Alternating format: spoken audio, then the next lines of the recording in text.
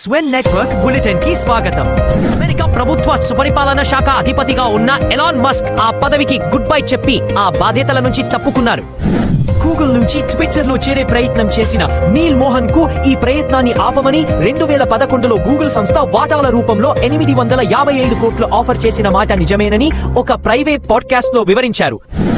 ఆర్థిక శాఖ గణాంకాల ప్రకారం 3.83 లక్షల పర్ క్యాపిటా ఇన్కమ్ తో దేశంలో మొదటి స్థానంలో తెలంగాణ నిలువగా 3.5 లక్షలతో తమిళనాడు రెండవ స్థానంలో ఉంది. ఆంధ్రప్రదేశ్ 2.7 లక్షలతో 6వ స్థానంలో ఉంది.